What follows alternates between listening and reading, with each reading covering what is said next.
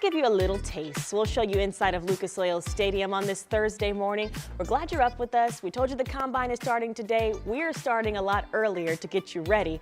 Our Anna Chalker is live this morning. She's been showing us inside of Lucas Oil, also some of the fan experiences outside. She's kind of flip-flopping back and forth to show us everything they have to offer.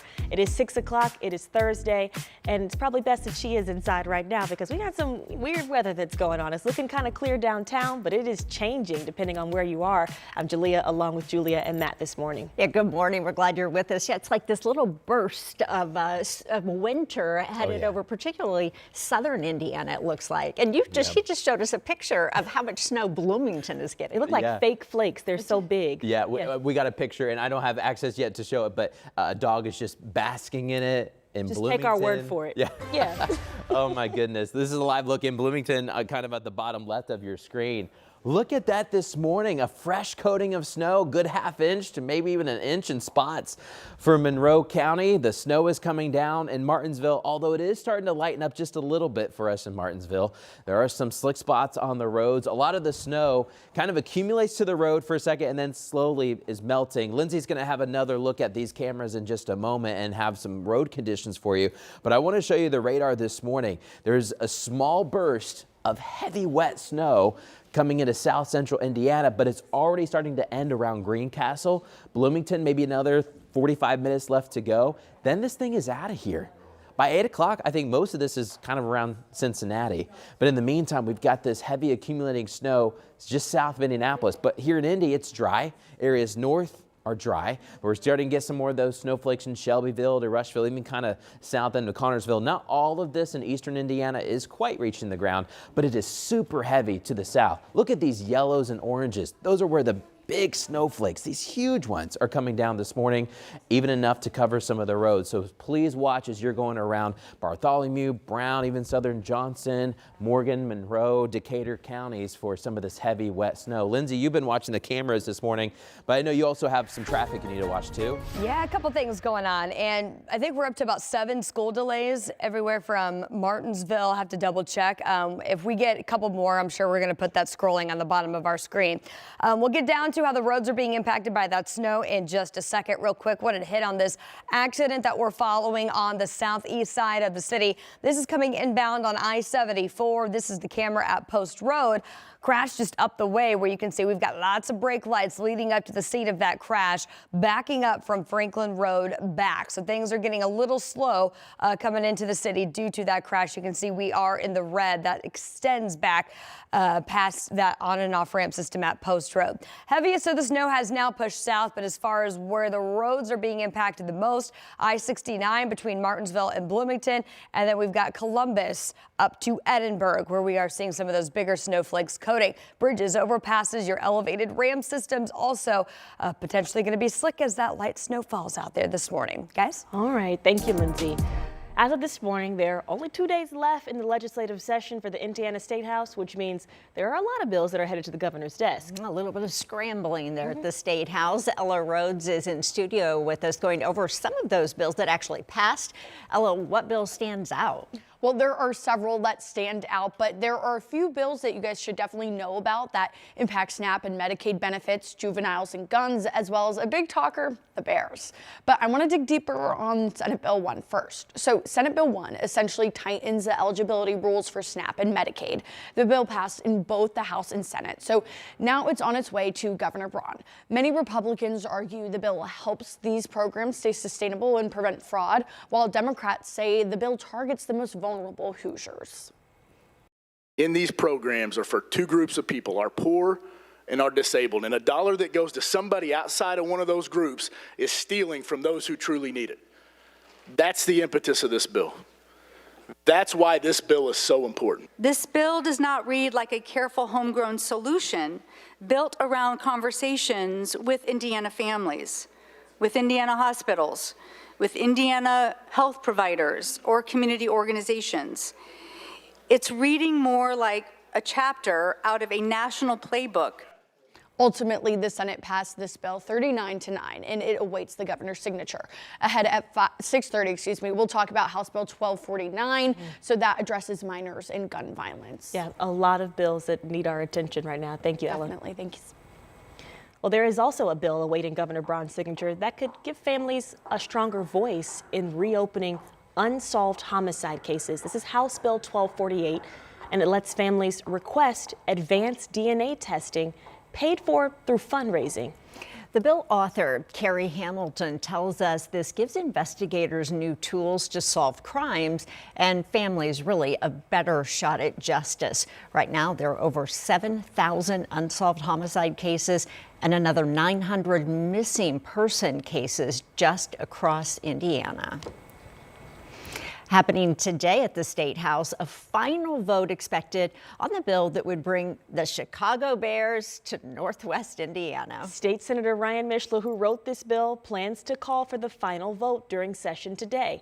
This is Senate Bill 27, and it creates the framework for a Northwest Indiana Stadium Authority that will bring the Bears to Indiana. So last week, the Bears owner announced that Hammond is a possible location for their new stadium.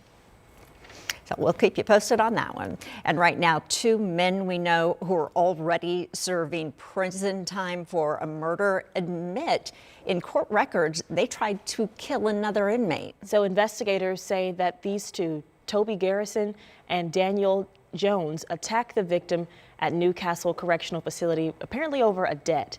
And those court documents also say that the two admitted to trying to kill the victim and claim that this had some ties to the American Irish Mafia. The victim allegedly owed Jones money. All of them are now moved to different prisons. New this morning, there's a Grant County woman behind bars accused of killing her husband. So the woman called 911 yesterday morning to say that she shot her husband in their home. When officers arrived, they found a 74-year-old man who'd been shot in the chest. He was pronounced dead about 20 minutes after police arrived. That woman is being held on a preliminary charge of murder this morning. It's 6:07. It's been 2 weeks now since the celebration of life for Fisher's teen, Haley Busby. Central Indiana continues to find new ways to honor her legacy, and that includes a more permanent tribute. A tattoo artist, Hannah Foote in Hendricks County, is offering pink ink for Haley tattoos. It's a pink ribbon, and Haley's favorite color was pink. And many that have gotten tattoos, including some of Busby's family and friends, say it's just another way for them to help keep Haley's memory alive. I have a lot of clients that are Haley's age. It kind of hit really close to home, and I felt in my chest I needed to do something. The only way I really know how to give back, which is through my work and my art. About 100 people lined up over the weekend for pink ink, including Haley's own family. And that's now a permanent service at this tattoo parlor, with all the proceeds from this going directly to the Busby's family in support of Haley's Law.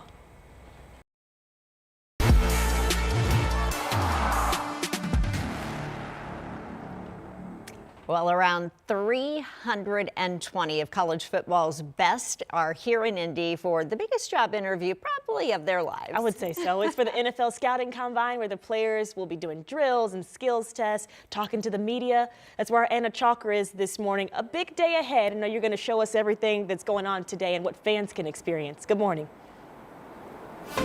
Well, ladies, not just a big day, a big 4 days ahead. We have 4 full days, all positions going to be covered and highlighted. All of those college football players, they're ready to show the NFL. I'm ready to go pro, and I want to be your draft pick when it's heading to Pittsburgh here in a couple of months. And like you said, this is all about the fans here. We want to make it a big deal for them. So here to talk about this, we've got Christine Stetzel. She's with Visit Indy with us, and you know, we've had the Combine for 40 years, but the last few years it's been so big on the fans. Can you just kind of talk about that, why it was so important for that? Yeah, so this is a chance for the fans to really engage with the athletes. So Combine Experience is out in the South Lot of Lucas Oil. You'll be able to run the same drills that the athletes are, so 40-yard dash, bench press, you can test your vertical. It's the same experience that the NFL actually takes to the Super Bowl. And I mean, for that as well, then coming inside for inside look, that's a big thing too, because you typically see these players on TV and now you get to see them in action. Yeah, so the lower bowl of Lucas Oil Stadium will be open all 4 days, so you can actually step inside it and see the athletes run the drills.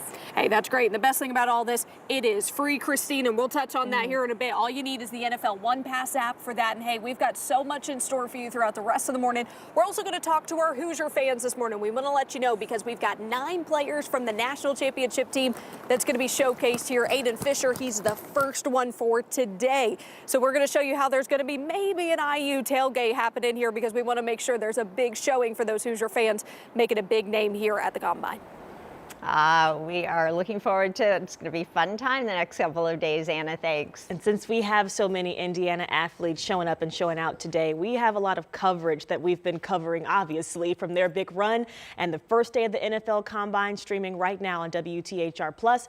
We also have all the fan experience info there for you to enjoy. Just scan this QR code on your screen. It'll take you directly to the link with all of this information. Let's take you directly to weather now because we got some storms that seem to be brewing over parts of our state. It's like a snowstorm out there this morning for some of us. Look at that deep blue color and even some reds. Those are showing you where the biggest snowflakes are right now, and they are accumulating from Bloomington to Columbus. We'll have an update on how the roads are doing as well here in just a bit. And a deadly confrontation between Cuban authorities and a U.S. registered boat.